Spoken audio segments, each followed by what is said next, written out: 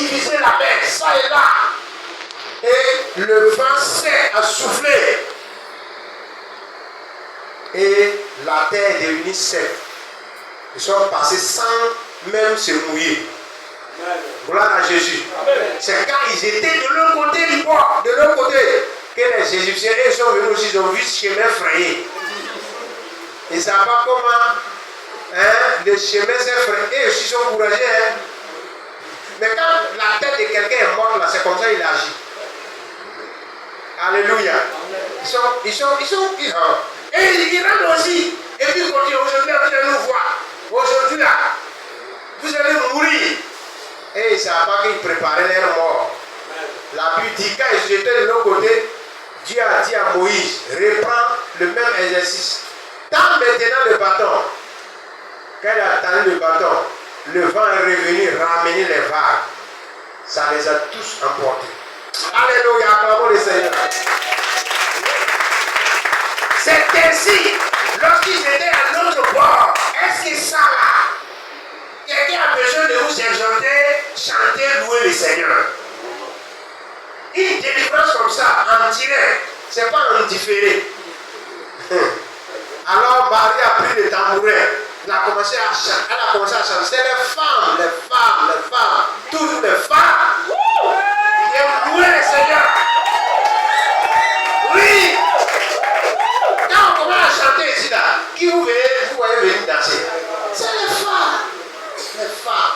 Leur cœur est plein de reconnaissance. Leur cœur est plein de louanges.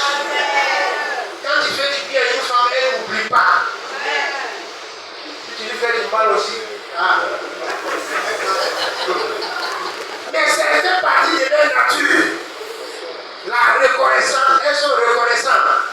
Gloire à Jésus. Je sais, Dieu que nous adorons là, il sait récompenser le bien, il sait récompenser aussi le mal. C'est pourquoi la femme est comme ça. Quand tu lui fais du bien, elle est reconnaissante. Si tu lui fais du mal aussi là, elle n'oublie pas. Gloire à Jésus.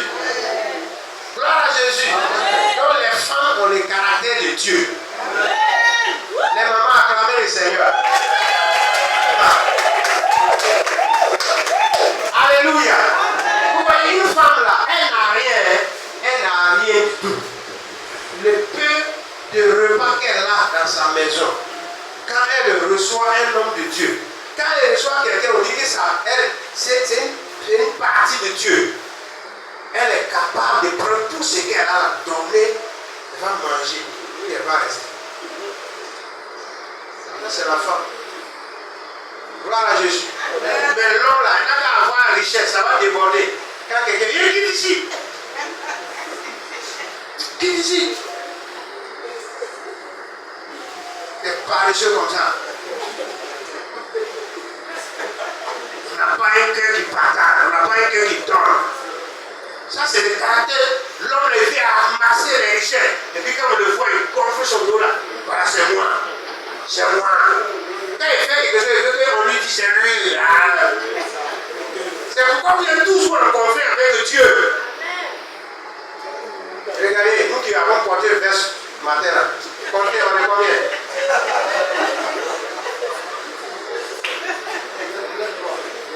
Mais puis il y a d'autres qui ont mis une cravate. Pourquoi ta veste là? Il a levé le veste, mais la cravate quand même. Alléluia. Alléluia. Soyons reconnaissants à Dieu. Soyons reconnaissants. Et la femme, elle a commencé à louer le Seigneur. Il dit, mes frères, mes soeurs, adorons le Seigneur, bénissons le Seigneur. Pour une grande délivrance comme ça, bénissons le Seigneur. Ça, elle a reconnu les bienfaits que Dieu lui a accordés. Amen. Amen. On va voir encore une autre femme. J'ai dit les femmes. 1 Samuel chapitre 2. 1 Samuel chapitre 2. 1 Samuel chapitre 2. Le verset 1. Oui. Anne pria et dit, mon cœur se réjouit dans l'Éternel. Oui. Ma force a été relevée par l'Éternel. Oui. Ma bouche s'est ouverte contre mes ennemis. Car je me réjouis de ton secours. Je me réjouis de ton secours. Qui ne connaît pas l'histoire de Anne? Qui ne connaît pas l'histoire de Anne? Vous voyez, les Anne là, c'est des femmes de foi. C'est des femmes d'amour. Mais c'est des femmes aussi qui passent par beaucoup d'épreuves. Mais l'Éternel les en délivre toujours.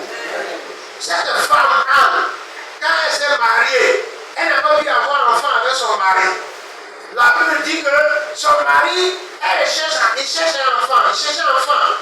La femme là aussi a cherché un enfant. Mais l'homme était obligé d'aller prendre une deuxième femme. Pénina. Une deuxième femme. Quand elle a pris cette deuxième femme là, lui a donné des enfants. Ah, ça a été vraiment le clou vraiment à sa souffrance. Sa rivale Pénina la mortifiait, l'injuriait, la traitait de bois sec. Il dit c'est ça là qu'il nous appelait femme. Femme qui ne peut pas donner un enfant. Et chaque fois elle lançait des mots envers Anne pour la mortifier, pour la faire souffrir. Mais la Bible dit que Anne s'est référée à l'Éternel. Elle a cherché l'Éternel. Elle a cherché la confiance en l'Éternel. Elle a crié au secours. Elle n'est pas allée chez le marabout. Alléluia. Elle n'est pas allée prendre fétiche pour empoisonner sa rivale. Non. Elle allait crier. Elle dit, Seigneur, ce que je veux là, c'est un enfant. Si tu me donnes un, je te le redonne. Il va te servir toute sa vie. C'est ça. Gloire à Jésus. Et Dieu dit, ce que tu as dit là, ça a touché mon cœur. Je vais te donner un enfant. Et pas n'importe quel. Un grand homme de Dieu. Et voilà un homme enceinte. Elle met au monde Samuel. C'est de lui il s'agit ce matin. Et Samuel va produire un cantique de louange et d'adoration dans la bouche de sa maman. À cause de Samuel, Anne, la mère de Samuel, va composer un chant. Et c'est ce chant-là qu'on a lu une petite partie. La Bible dit qu'Anne a chanté et elle a dit, mon cœur se réjouit en l'Éternel. Ma force a été relevée par l'Éternel. Ma bouche s'ouvre maintenant contre mes adversaires, mes ennemis. Car je me réjouis de ton secours. Est-ce que toi tu te réjouis du secours de l'Éternel? Tout au long de cette année, combien de fois le Seigneur ne t'a pas secouru? Mais est-ce que tu te réjouis du secours de ton Dieu ce matin? Donc quand alors le Seigneur te secourt, c'est naturel que tu puisses vraiment te réjouir et lui dire merci. Amen.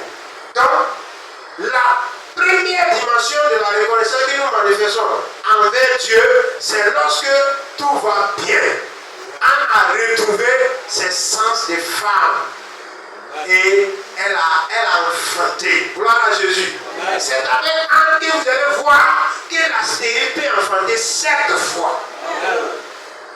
Quand elle a fait le premier enfant, c'est le seul garçon.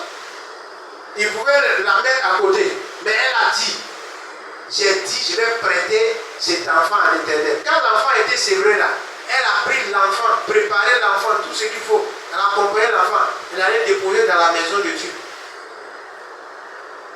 Elle a dit au sacrificateur, au pasteur en son temps, Élie, il dit, bon voilà ton fils, à partir d'aujourd'hui, il va te servir.